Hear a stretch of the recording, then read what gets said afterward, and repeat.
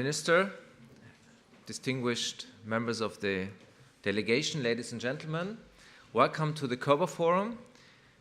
We are really delighted to have you here at the, as the OSZE Ministerial Council is coming to an end.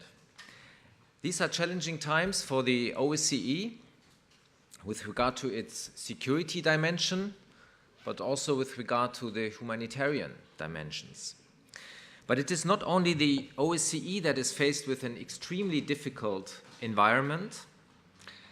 There is a crisis of Europe as a whole. Some have spoken of the crisis of crisis. And this crisis affects the OSCE, but also NATO, the European Union, and other European institutions. In the realm of foreign policy, we have to deal with a revisionist Russia, a conflict-ridden Middle East, a turmoil in our southern neighborhood, and a new American president whose America First rhetoric has created some uncertainty about the reliability of the transatlantic partnership, but it's definitely too early to tell. The European Union is confronted with multiple centrifugal forces, the renaissance of the nation-state, the return of nationalism, the erosion of democratic values in some member states, and a weakening cohesion in the Union at large. 62% of the Germans believe that the European Union is not on the right track. This is one of the results of a recent survey Körber Foundation has commissioned. But as with most clouds, there's also some silver lining. In the long run, the majority of Germans still put their trust in the European project and call for more cooperation among EU member states. And bearing these figures in mind, it is our joint responsibility, I think, to make Europe attractive again to its citizens. Rather than being bogged down by divisions, member states must pull together in the same direction, and I personally think we need also to stop to blame Brussels for everything that does not go well in Europe and the European Union. The relations between Germany and Poland are key when it comes to holding the European Union together. The significance of the German-Polish relationship goes beyond ordinarily neighborly relations. It is one of the fundamental pillars of the European Union. However, in 2016, the year marking the 25th anniversary of the German-Polish Treaty of Good Neighborhood, has also seen some difficult moments. In the light of the debate about the refugee crisis, but also with a view to some of the domestic political issues in Poland, some people in our countries wonder, do we really still share the same values? While there are obvious differences of opinion, I am deeply convinced that German-Polish relations are solid enough to weather these storms. Here in this city, in Hamburg, you can get a first-hand impression of the depth of our bilateral relationship, of how the Baltic Sea connects our peoples and economies. Hamburg ties to Poland, to be in, whether it's in trade, port-to-port cooperation, youth exchange, education, science, or culture are testimony to this. Against this backdrop, we at Körber Foundation have made it our mission to help strengthen the German-Polish friendship. Late Federal President Richard von Weizsäcker, who has chaired the Bergedorf Roundtable, our oldest project for almost 20 years, was passionate about Germany's reconciliation with Poland. He called the 2004 EU Eastern enlargement one of the happiest moments in German history. We also initiated and continue to run the so-called U-Story network. This is an international network of non-governmental organizations which carry out historical research competitions for pupils and students in more than 20 European countries. The Polish history competition, alongside the German federal president's history competition, is one of the oldest competitions belonging to this U-Story network. It is also one of the founding members. And we are glad to continue to work with the NGO Carter Center, which does a great job organizing the Polish competition. In keeping with this tradition of dialogue and debate, we hosted Polish Prime Minister Beata Szydło during her inaugural visit to Berlin in February this year. And upon the invitation of Körber Foundation and the Munich Security Conference, we gathered the alumni of the Munich Young Leaders Network Program in Warsaw in July, only one day before the NATO summit started. And only 2 weeks ago, Konrad Szymanski, the Polish Minister for European Affairs, participated in our Berlin Foreign Policy Forum. So as you can see, we are really dedicated to filling with life the credo of our founder, Kurt Körber, who said that it's better to talk to each other rather than about each other. Minister, we are delighted to continue this dialogue today. The last time we just noticed we met in 2007 at the Bergedorf Roundtable in Warsaw when you were still Undersecretary in the Foreign Ministry. And we are very grateful that after your speech we can engage in a conversation with you here on the stage. The discussion will be moderated by Nora Müller, our Executive Director, International Affairs.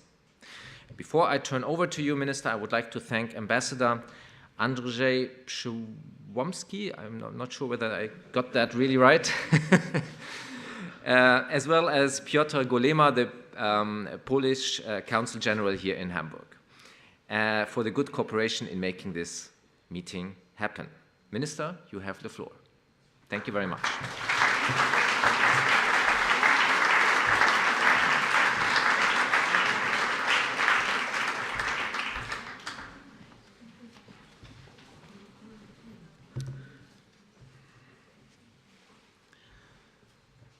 Good afternoon, actually. It's already afternoon. So good afternoon, ladies and gentlemen. And sir, thank you very much for such a warm introduction and warm reception.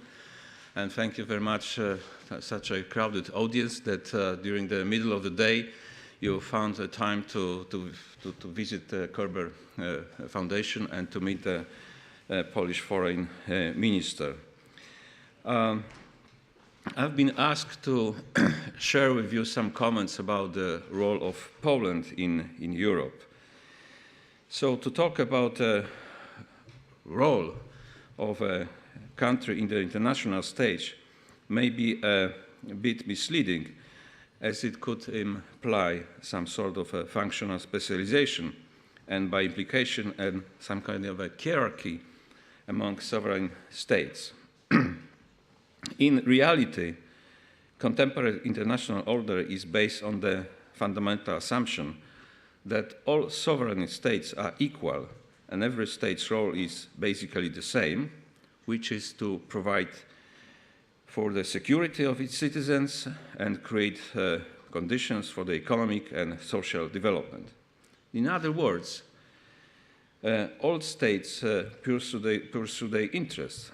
It's only at the stage of implementation or operationalization of those interests that we may talk about different roles states assume. When we talk about roles of the states in international affairs, we are in fact talking about the foreign policy. As I said, all the states in the world pursue their interests, and I could think of no exception of this universal rule. Interests, however, which have traditionally been defined in terms of power, are not the only source of foreign policy. They are modified by two other factors, the importance of which cannot be underestimated in today's world. So, after interest, there are values, or what we may also call the moral dimension of politics. Values are usually source of positive impulses for change in the spheres of national and foreign policies. Whenever they are breached, there appears a natural will in a society to restore them. And whenever we see a convergence of our values with those of the other states, we naturally tend to support and promote them. Second, what determines the direction of a state's foreign policy or its role in international affairs is legitimacy. Legitimacy constitutes boundaries within which a state must operate in the process of realization of its interests abroad. They result from international obligations, such as membership of international organizations and treaties, but the true source lies in the democratic mandate given by the society to its government through elections. Only with those three elements in mind, namely interest, values, and legitimacy, we can talk about the roles of state in international affairs. With this short introduction, taken maybe from the political science, a little bit taken into account, allow me now to go into more detail and explain to you my perspective regarding the role of Poland in Europe. With the end of this year, we are concluding the 25th anniversary of the Polish-German Treaty of Good Neighborship and Friendly Cooperation. The anniversary provides us with many opportunities to take stock of the cooperation between our two countries. Cooperation, which has been one of the cornerstones shaping European integration project since the fall of the Iron Curtain. Polish-German reconciliation was, in a way, a symbol of reuniting of Europe. Last 25, actually 27 years were a period of extremely dynamic development of relations between our societies and governments. This new robust partnership of Germany and Poland became one of the drivers of the united Europe. To realize how much has changed between us, it is enough to go through the Polish-German border, where not so long ago the usual waiting time for the trucks was about 50 hours maybe, a couple of days, sometimes a week. Today this border is almost invisible in both mental and physical sense. It has not disappeared, of course, but was symbolically transformed from something that divides into something that connects us. The 25th anniversary of the signing of the Polish-German Treaty of Cooperation is a good opportunity to ask the following questions. How the Polish-German reconciliation became reality, and what conclusions can we draw from it in the wider context of the European Union? First of all, the extension of European Union membership to Central and Eastern Europe was in the interest of both Poland and Germany. But what is perhaps more important is that it was in the interest of the European Union as a whole. Secondly, it was a positive expression of the convergence of values of two great European nations, a sign of our aspirations to finally overcome the eternal dilemmas haunting European politics and forge a new Europe, free from war and destruction of the past. Thirdly, the partnership was implemented within the framework of a mutual respect and trust, something that is often called, let me quote, the European spirit of compromise. It was based upon commonly agreed rules and norms embodied in the European treaties. It was therefore conducted within the limits of the democratic legitimacy. Of course, after 25 years of implementation of this treaty, it's high time to repair some asymmetries in these treaties, especially for Poles living in Germany. Today, after decades of relative stability and development, Europe has been confronted by several crises that shook it to the core and to which it was not prepared to respond, neither in political nor in conceptual sense. First, the financial crisis that spilled over into the Eurozone quickly laid bare the underlying conflicts of interest that have existed between its different members. And looking at the conflict of interest, we realized that the European Union is not a simple clump of altruistic states. The consequences of the economic crisis have not been limited to Eurozone only. They also put pressure on one of the cornerstones of the European project, namely the single market. And as a result, we have protection practices and attempts to limit competitiveness in the European Union. Second, Russia's violent response to an internal political crisis in Ukraine quickly became a direct challenge to Europe, to security and credibility of its common foreign policy, but most of all of a challenge to our values. And speaking about the Russian violent response, we have to define it properly. Annexation of Crimea, support for the rebellion, simply aggression against Ukraine.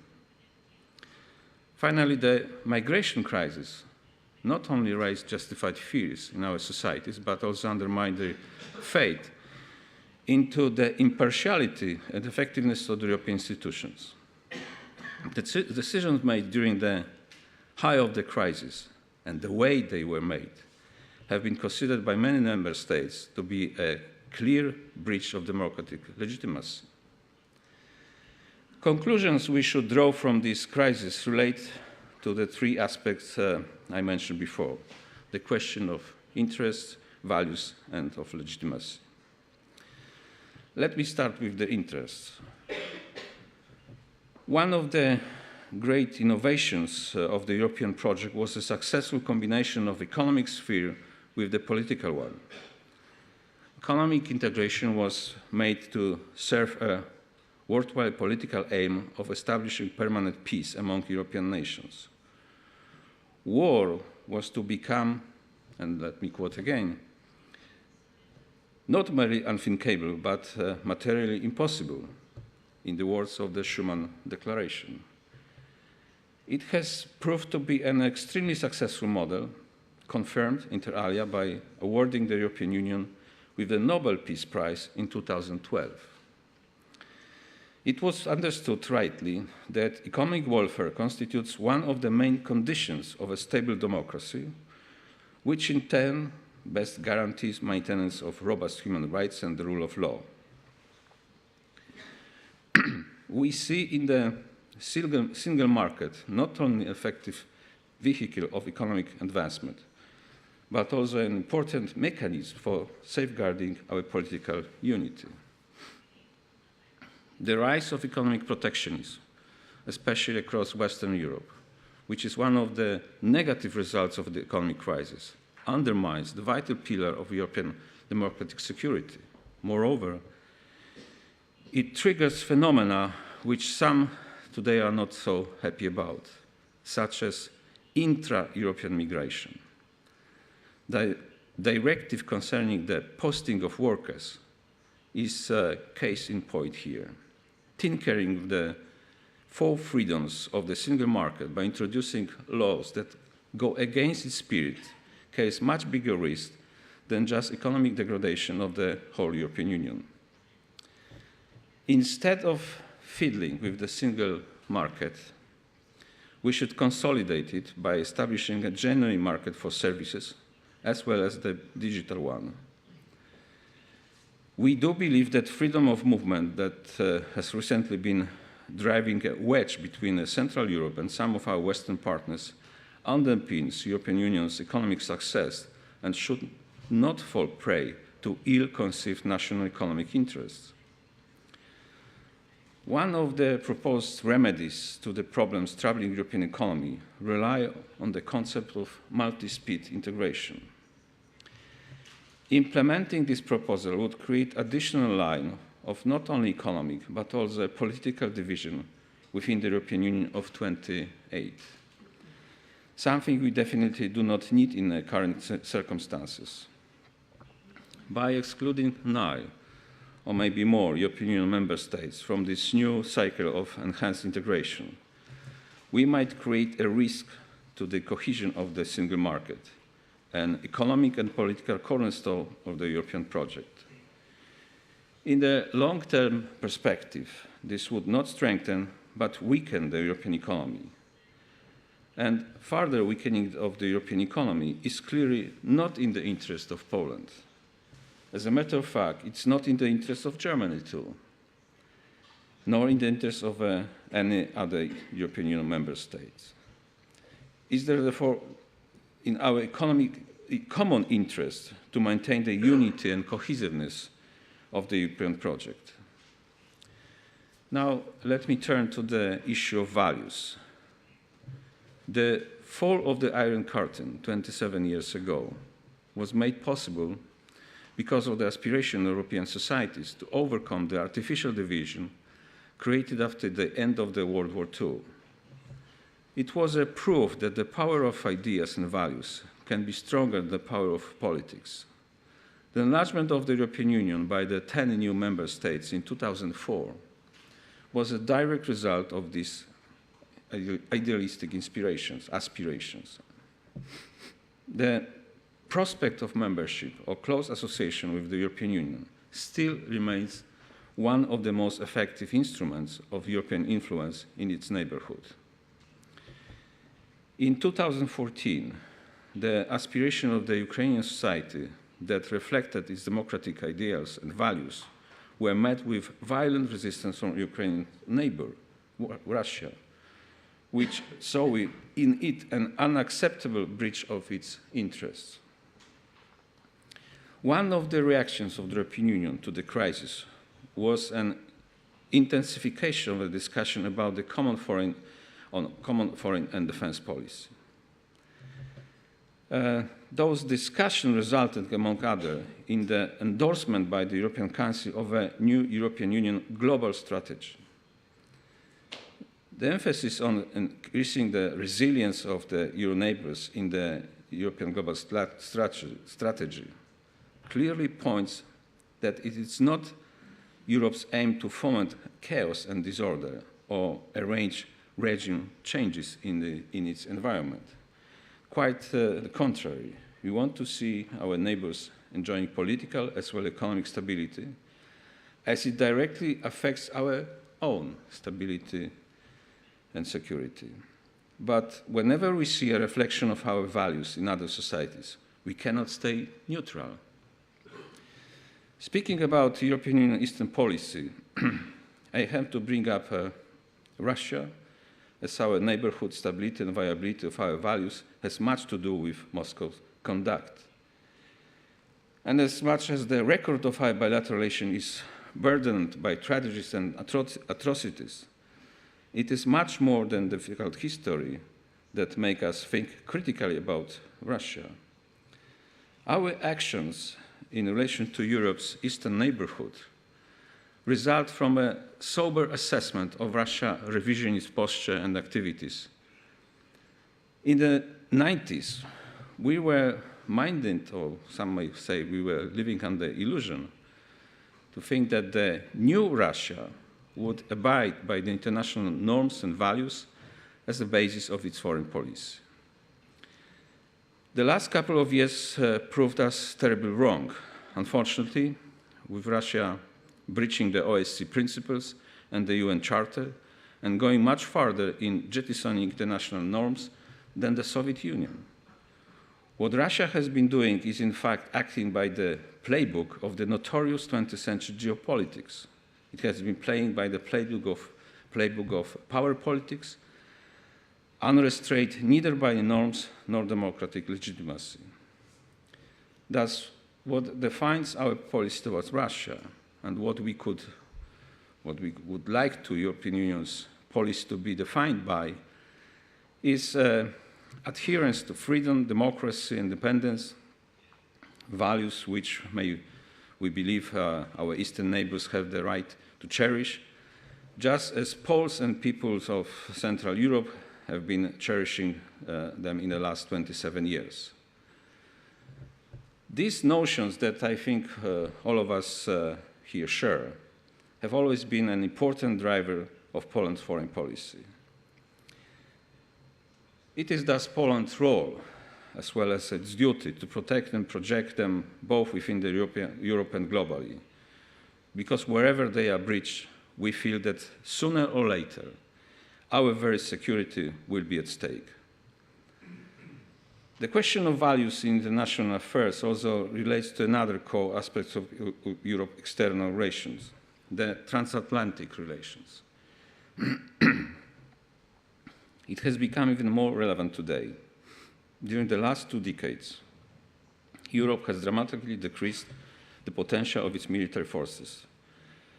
The process was accompanied by the gradual but steady reduction of American military presence on our continent. We trusted that there is no further need to keep our military on alert to such extent as during the Cold War.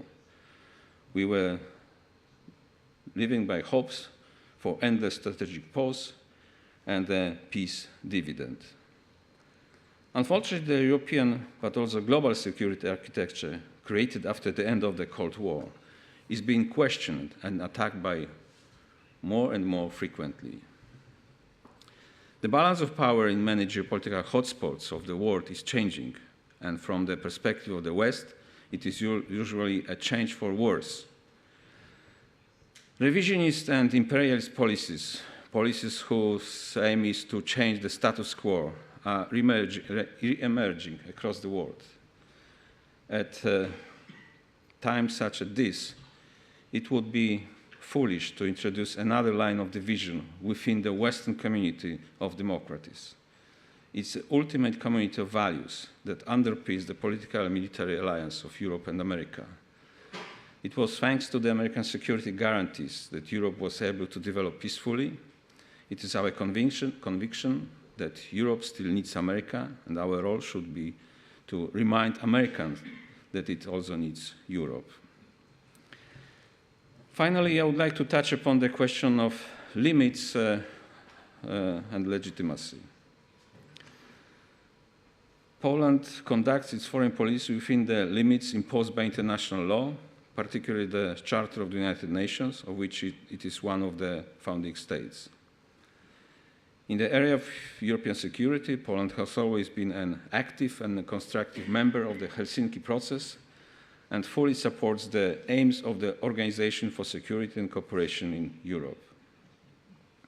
Together with Germany and 26 other states, it's a loyal member of the North Atlantic Treaty Organization and a staunch supporter of the Transatlantic Alliance, which we see is the best guarantee of our independence and security. For 12 past years, my country has also been a member of the European Union. The membership in the European Union benefited Poland in many ways, and Polish society remains unequivocally supportive of the European project. Last year have shown, however, that this support is not without its limits.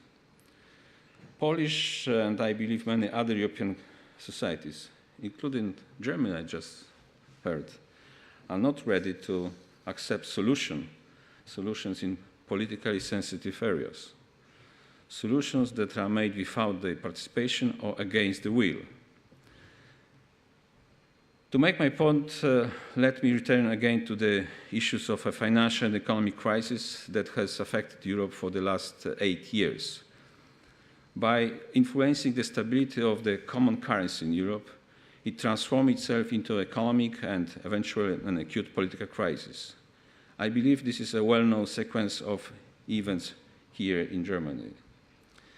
The decision to disburse rescue funds necessary to save Greece from the bankruptcy and, in effect, Eurozone from collapse was made possible only after meticulous scrutiny from the national parliaments of the Eurozone member states. The competence of national parliaments to supervise states' expenditures is one of the core principles of democracy. It was then a fundamental question of a democratic legitimacy. Neither Germany, nor Finnish, neither Dutch, nor Slovak taxpayer is yet ready to write a blank check for supranational unelected authority to do whatever it takes with his or her money. I would like you now to compare this with the situation confronting Poland and many other European member states during the height of the migration crisis. A decision about relocation made against the will of a significant number of member states, a decision whose effectiveness was almost certain to be of a very little practical value, was something that clearly went beyond the limits of what many European societies considered legitimate. By saying legitimate, I mean here in accordance with the rules which we, the Member States and the European Union institutions, has established and committed ourselves to respect. Firstly, the Schengen Agreement sets the framework for an active management of the European Union's external border. Yet, what we have seen was not the protection of our borders, but just the opposite, a reckless policy opening Europeans' door wide. Secondly, the Commission's, as well as some Member States' approach to opening external border lacks political consistency. Why, on one hand, there is such skepticism towards visa liberation for Georgians and Ukrainians, all in all European nations, and on the other hand, such a strong receptiveness towards millions of migrants from the southern neighborhood, out of whom only a proportion flee war atrocities.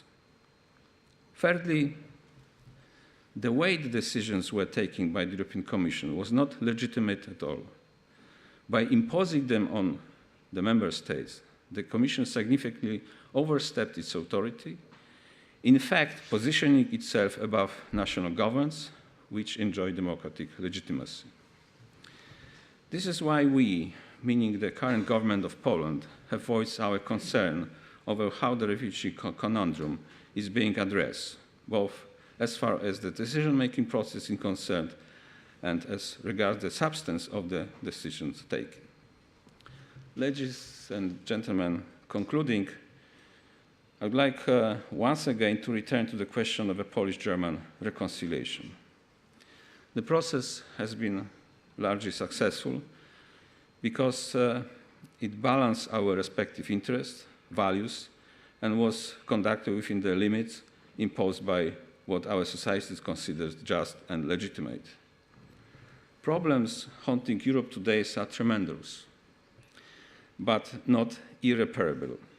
If Europe ensures the convergence of interests of its members, if its members manage to conduct their policies with enough self-restraint and within a framework of a mutual trust, it will be better able to overcome the challenges that it faces today and that it will face in the near future. I thank you very much for listening to my presentation. I will be happy also to participate in the open discussion with you.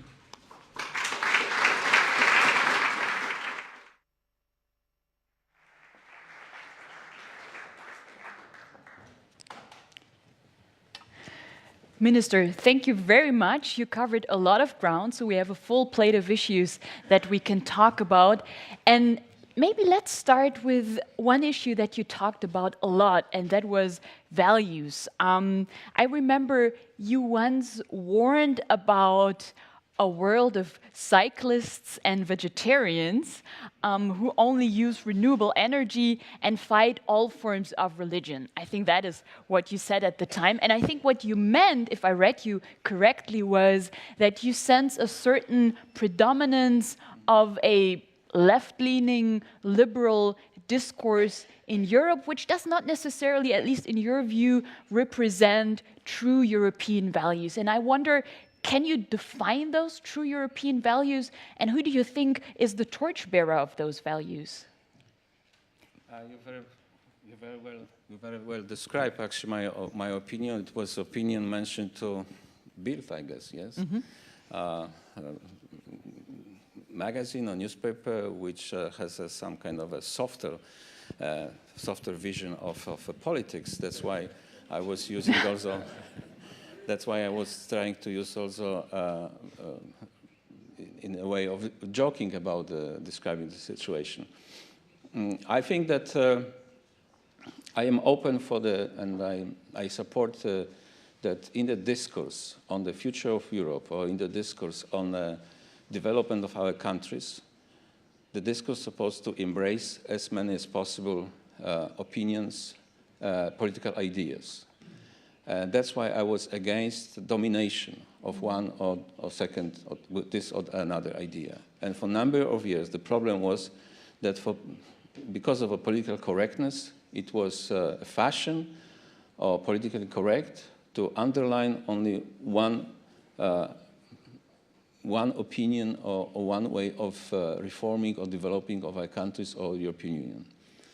I think that in a real democracy, without any adjectives, I don't know what does mean liberal democracy. Mm-hmm. Democracy is liberal, so we don't have to add adjective. If it's not liberal, there is no democracy. So democracy as such, we're supposed to have a wide range and opinions, and the discourse is supposed to be equal for all of them. And on the issue of the torchbearer, who do you think could be a torchbearer of these inclusive European values? It doesn't have to be a torchbearer, I mean the leader. Mm-hmm. All these ideas are equal. Of course, we need statesmen and stateswomen to be the leaders, but I don't think there is a one leading idea which we're supposed to concentrate around and follow. In different periods of the history, there are different answers. And right now, I think, instead of thinking about illusion of federal states of European Union, we're supposed to concentrate rather how to fix the contemporary European Union, how to implement the 4 freedoms which are described in the treaties, and not to participate in the illusion that we can create one united Europe under one flag, one nation, one culture, things like that. No, diversity is our value. Is it, Minister, if I may push you on this point a little bit, is it really diversity of values, or aren't we seeing the formation of 2 blocs in Europe? Those, you know, who opt for the cyclist and vegetarian version, and those who are more in the camp of meat eaters and car drivers? Both are equal. Both are equal. I see some other camps also. I see people divided on common currency, on multi-currency Europe. I see that Europe is divided how to provide growth, and Poland is together with Germany that we're supposed to have a disciplined budget, but there are other countries, especially from the southern part of Europe, they prefer to have a less disciplined budget. So there are a number of issues which countries or regions in Europe differently describe, and they have a right to exist in the European Union. You talked about divisions and issues that people in the EU don't necessarily agree on, and one issue, of course, is the refugee, the migration crisis, and Dr. Paulsen already quoted the poll that Körber Foundation did earlier this year. And one of the interesting findings is that almost three quarters of Germans, 73%, believe that member states, European member states, who don't take in refugees or take in only a small number of refugees should have their EU subsidies withdrawn. What would you say to those 73% of Germans, Minister? Well, first I would answer that subsidies has nothing to do with refugees, and they cannot be the hostage to any policy, because this is obligation taken from the treaties. We signed the treaties, we joined the European Union, and it's an algorithm how the budget is circulated and is spread around, accumulated to different countries. It's a natural way to upgrade development of poorer countries, because it's a beneficial also for the richer countries. Existence of unbalanced situation is harmful for the European Union, and we noticed this during the financial crisis. Look at the economic relationship in Europe with Greece and Germany. You know, keeping unbalanced economic situation is not beneficial for Germany, because you have to pay a lot to recreate the financial condition of Greece. So I wouldn't mix economic problems with political issues, with moral or humanitarian assistance. That's one thing. The second, there is no obligation to accept migrants, because this is job market which is determining possibility to bring migrants. In Poland right now, there is no possibility to bring migrants from the other countries. Although refugees? Although we are bringing some people from Eastern Europe. Last year, we issued almost 1 million visas for Ukrainians. Half of European visas were issued. 400,000 visas for Belarusians. Most of them stay in Poland. And we do not claim you to share with us some of your subsidies you are getting from European Union. So let's be honest. Let's be honest. The second problem, refugees. I heard my colleagues from Ministry of Interior. Some of them participated some weeks ago in European Union discussing the issue of refugees. And I heard comments of Hungarian Minister of Interior. And he told me that last year, during the march of thousands of people through Hungary, they identified 104 nationalities among them, 104 nationalities. And they are forced to accept them as refugees. There are no 104 conflicts in the world. So there is a quite small number of them who can be qualified as refugees. Small number. Most of them are not from Syria. Finally, we support the solution of the crisis. We support the idea that first we're supposed to touch upon the roots, why the massive wave of migrants and refugees is created. So let's finally solve the problem of Syria. Let's solve the problem of Libya. Then let's support by humanitarian policy the people who are living in an adjacent country. In Turkey, in Lebanon, in Jordan, they, according to international law, they are qualified as refugees. If they escape from refugee camps, if they escape from Turkey, from Syria, from Jordan and Lebanon, and they are sneaking to Europe, they are becoming illegal migrants, not refugees. So that's a simple fact according to international data. So to make a story short, we are open for those who can reach our borders, and we are embracing hundreds of thousands Ukrainians and Belarusians, but we cannot accept the idea of relocation, which is a euphemistic word for forcible resettlement. And here in Germany, I don't have to explain why relocation or resettlement by force in Poland has an extremely bad connotation for historical reasons. I cannot imagine the situation that European or international security forces will go to Greek or Italian camps and will determine who will go to Germany, who will go to Austria, and who will go to Poland. By what criterion? By what criterion? Then, if someone dared to do this and send by force people to Slovakia, to Poland, to Czech Republic, then in the 21st century, we're supposed to do what with these people?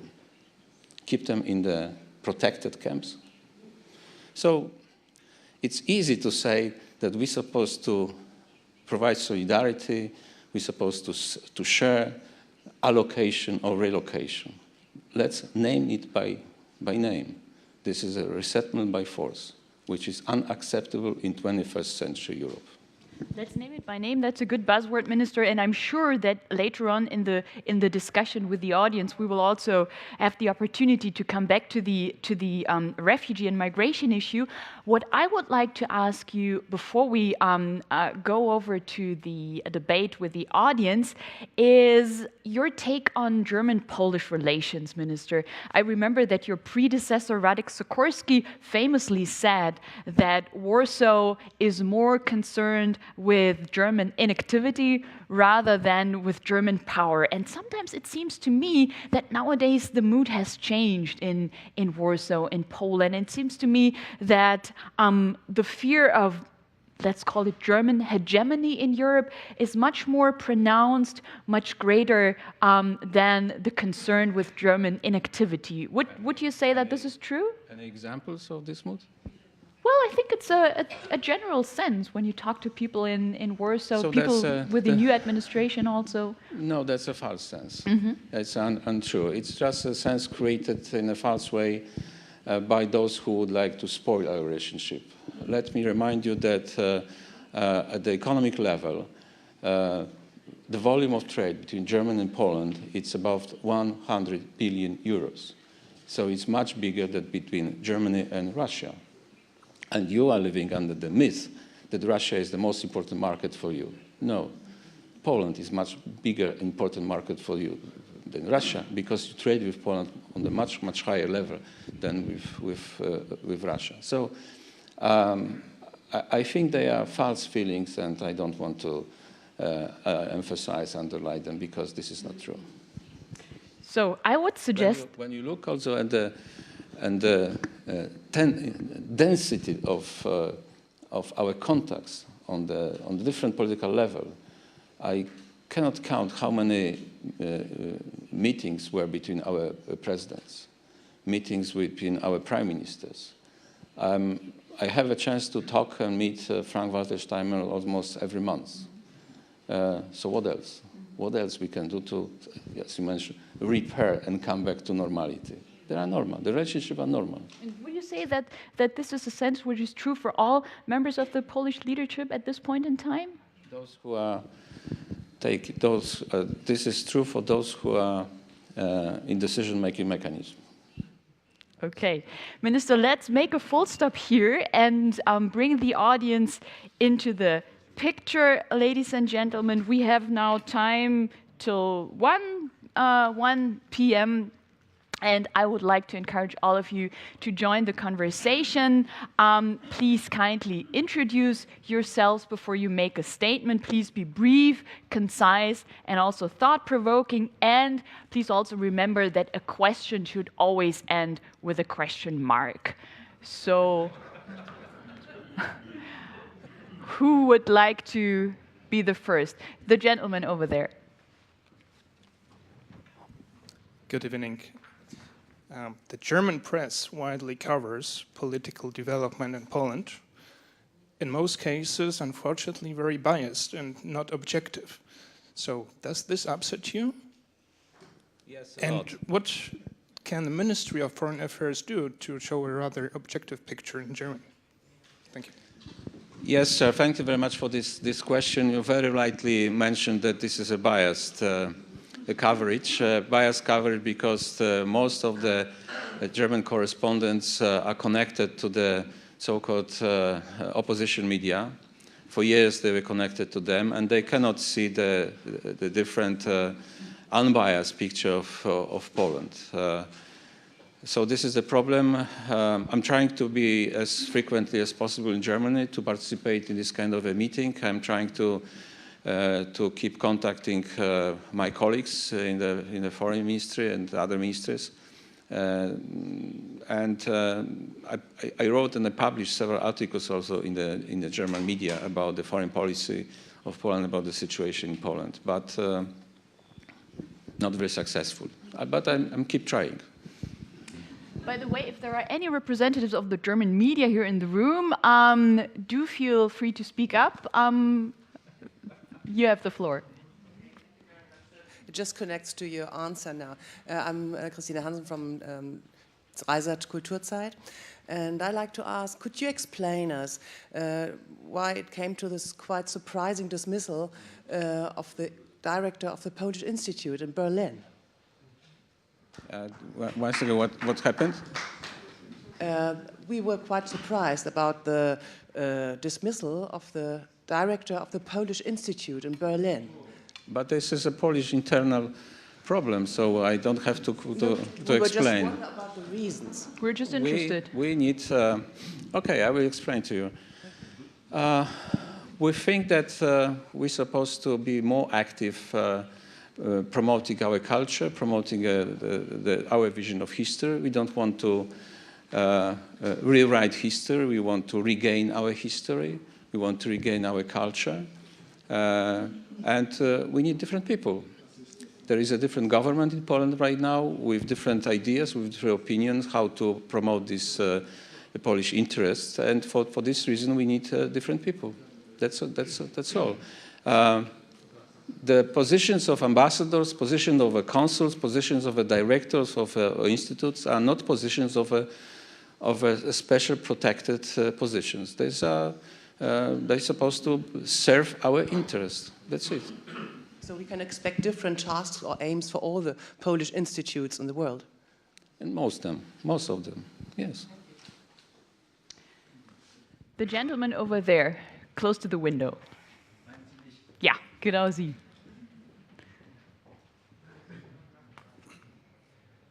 Ich habe ein Problem, das im Englischen zu sagen. Wie kann ich das? Kann ich meine Frage auf Deutsch stellen? Just a second. Ja, stellen Sie die gerne auf Deutsch. Wir müssen uns eben hier ein bisschen arrangieren mit der Übersetzung. Gleich kann es losgehen. Ja, geht das? Kann ich sprechen? Ja, bitte. Dankeschön.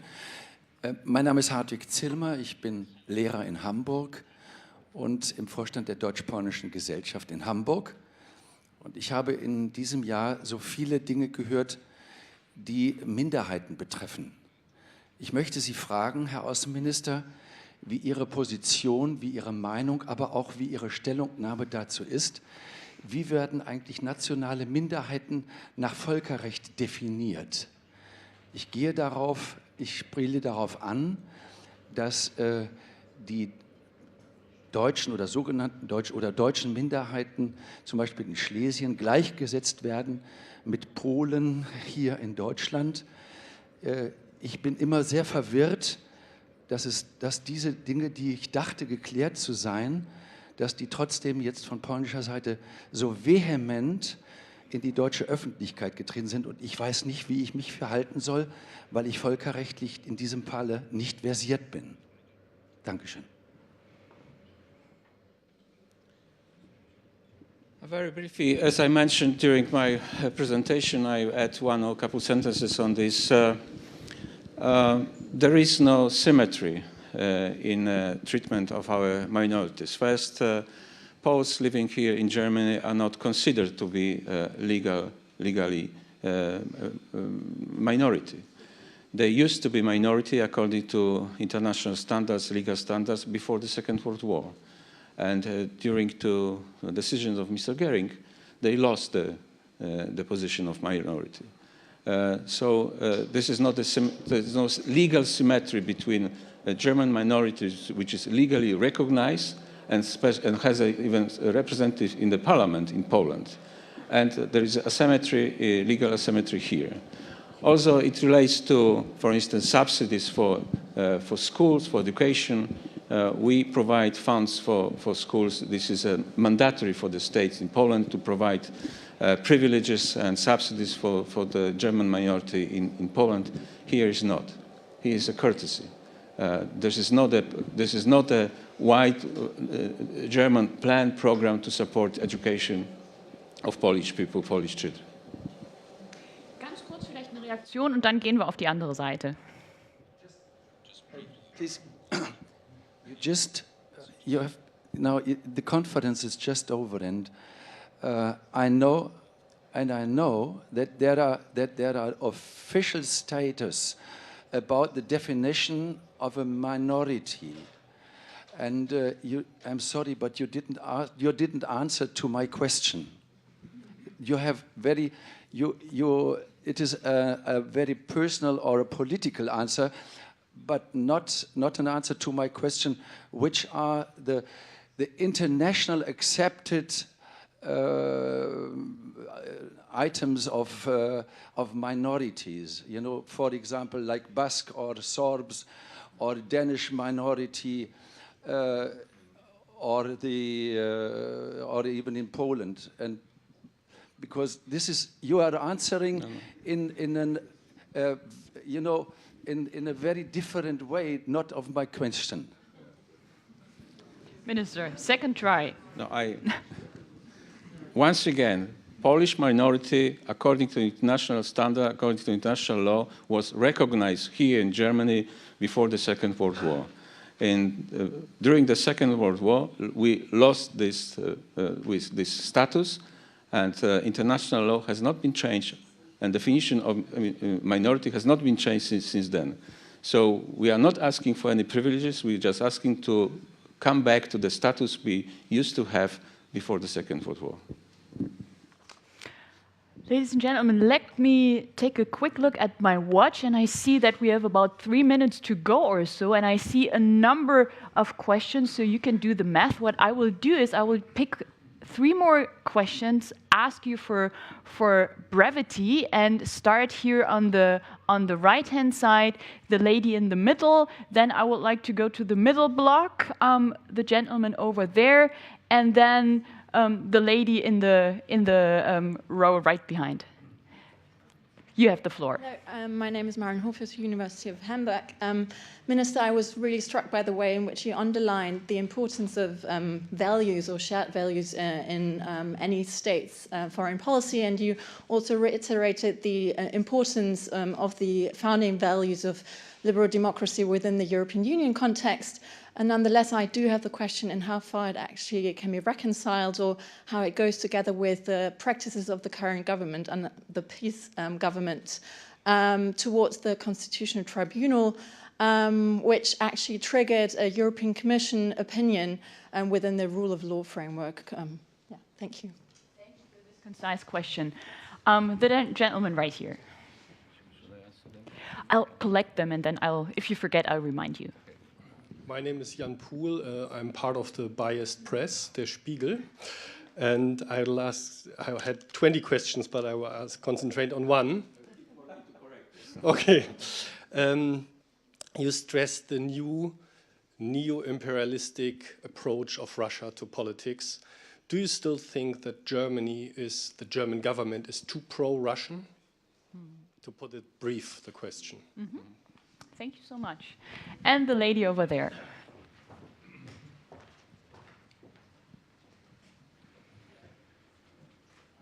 Hello. Yeah. My name is Lisa Klatte. I'm doing my master degree in Poland studies, and I lived in Wrocław for the past 6 months, and I traveled a lot between Germany and Poland. And I passed the border maybe about 20 times, and you talked about the invisibility of the border. Actually, I got controlled almost every time passing the border, and I would like to know, and I tried to look up in the internet what the legal basis for this control is, and I would like, to. Which checkpoint it happened? I was traveling by bus, and every time after we crossed the border, no matter on the Polish or on the German side, we got like the. But there's not by the border guard, but the police. No, but yeah. Yeah. Okay, I have to check it because this is good information. Or maybe you were participating in the youth days in Poland. No, it was. No. I was living there from January until July, and I've also been now in Kraków and Szczecin, and I was controlled again. Thank you for this information. I will try to contact my colleague who is in charge of police and ask him about this extensive control of German buses. Concrete homework for you, Minister. So we had the question of the compatibility or incompatibility of values on the international and on the domestic level, and we had the question about Germany still being too pro-Russian in your eyes. Okay, first about the domestic problem, this domestic issue of legal institutions, and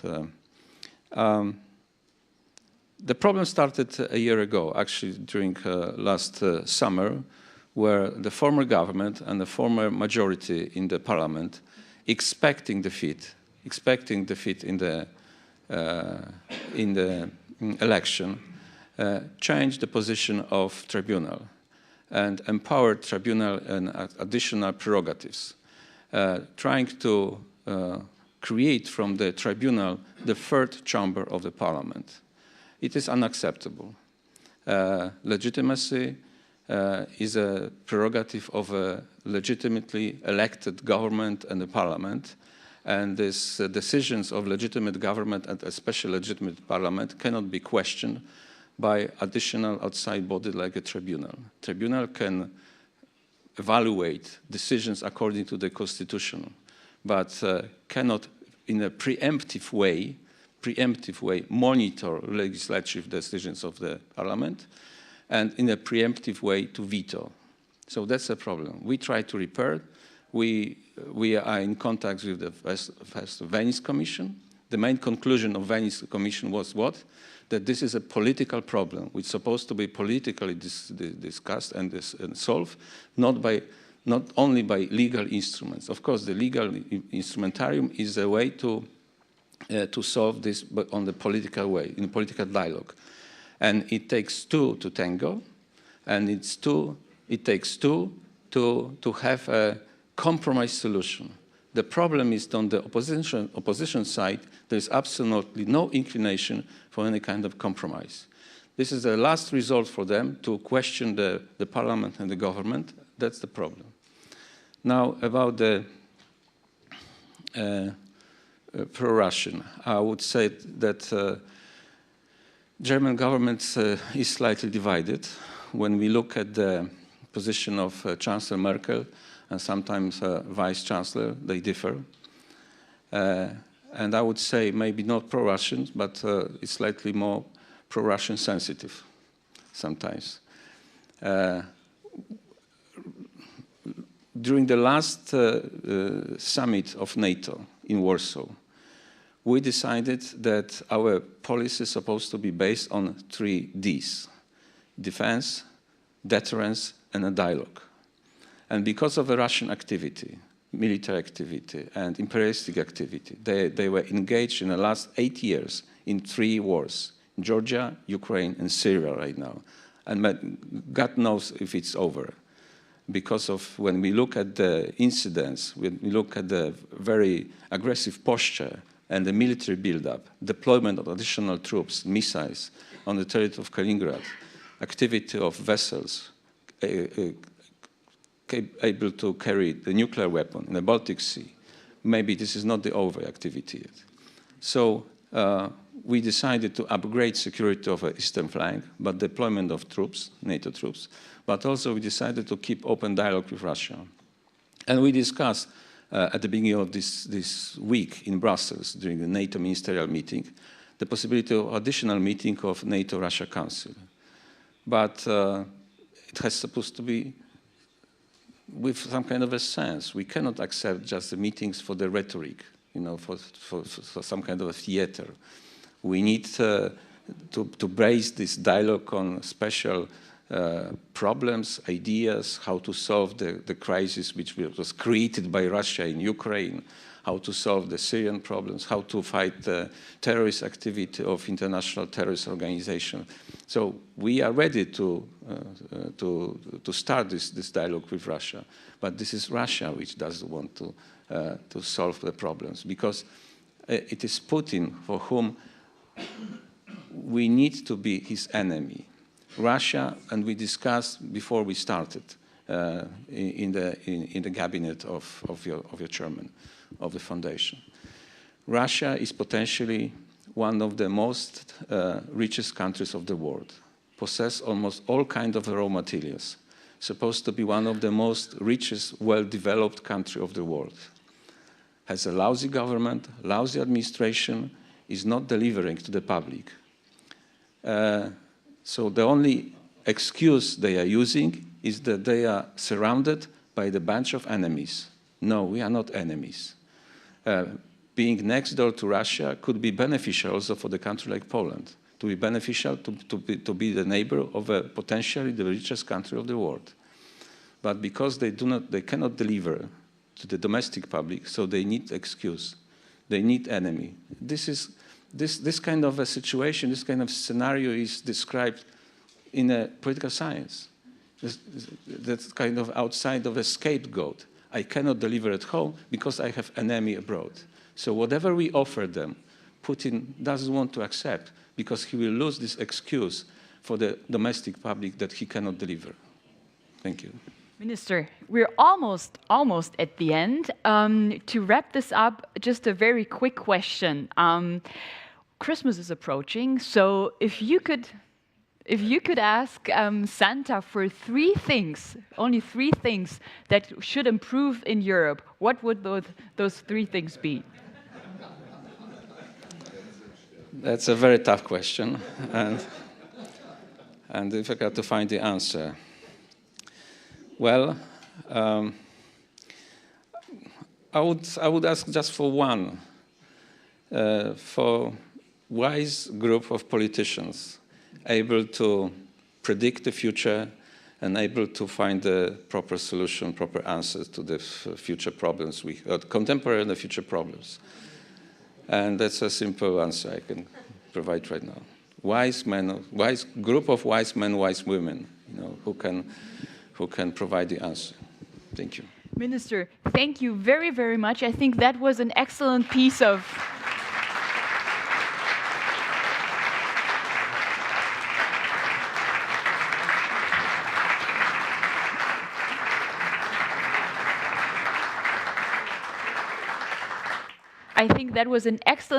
of talking with each other rather than about each other, as the founder of Körber Foundation, Kurt Körber, always used to say. Thank you all for actively listening, for engaging in this conversation. And I would like to end with a quote by a Polish philosopher, Leszek Kolakowski, who used to say that not everyone likes broccoli, which is true, but it's not yet the reason to break a friendship. And I think that's a wonderful metaphor for the German-Polish relationship. And on this happy note, I would like to thank you once again, invite all of you to stay with us for maybe a glass of wine or a glass of beer and to digest what we just heard. So thank you very much and Merry Christmas.